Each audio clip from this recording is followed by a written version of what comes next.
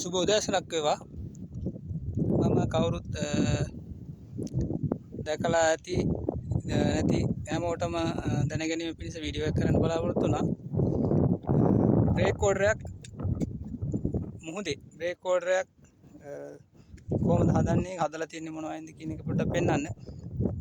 වැවක නම් අපි කියන රළපණාව කියලා. වැවේ බැම්ම ආරක්ෂා වීම සඳහා හොදාගෙන යාම වළක්වා ගැනීම සඳහා කළු ගලින් නිර්මාණය කරන බැම්ම ආරක්ෂාවට කළු ගලින් නිර්මාණය කරන එක තමයි රළපණාව කියන්නේ. ඒ වගේම මුහුදෙත් වරායක් ඇතුළට අපි සාමාන්‍යයෙන් හොදාගෙන ඉන්න එක වළක්වන්න මෙන්න මේ වගේ ලොකු රළපණාවක් හදලා තියෙනවා. මේ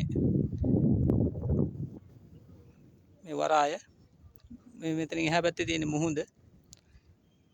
මේ මුහුදෙන් එන වතුර පාර හොදාගෙන යන වළක්වන්න තමයි අර ඉස්සරහින් තියෙන බ්‍රේක් කෝඩරේ ගහලා තියෙන්නේ. මේ බ්‍රේක් කෝඩරේ ගහලා තියෙන්නේ සාමාන්‍යයෙන් ටොන් 4 5 6 වගේ ලොකු ගල් වලකින්.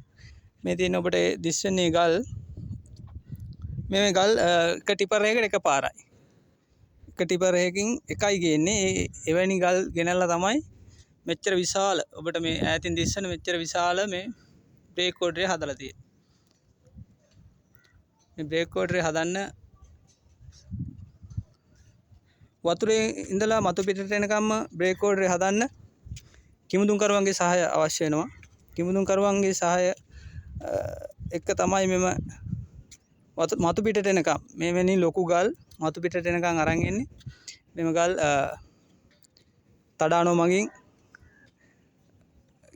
වතුර යටට ගෙනහිල්ලා කිමුදුම්කරු වතුර යට ඉඳලා ඒවා අපි කියමු දැන් එකෙන් එක ප්ලේස් කරගෙන ඇවිල්ලා තමයි උඩට ඇවිල්ලා මේ විදිහට මේ ලස්සන බ්‍රේක් කෝඩරයක් නිර්මාණය කරලා තියෙන්නේ.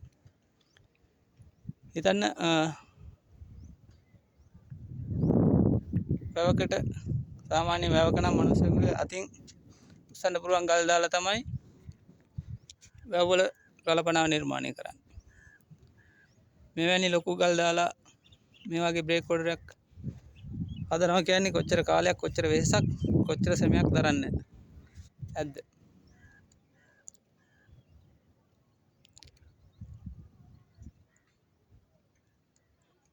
මේ වරාය ඔළුවිල් වරාය. ඔළුවිල්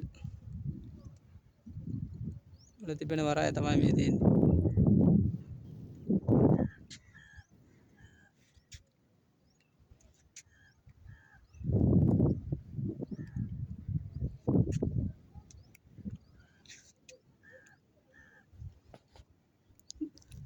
දැනගෙන හිටිය කට්ටියටත් නොදැන හිටිය කට්ටියටත් දැකපු කට්ටියටත් නොදකපු කට්ටියටත් බලා ගැනීම පිණිස තමයි මේ කරේ. හොඳයිද කියලා බලලා කමෙන්ට් එකක් දාන්න.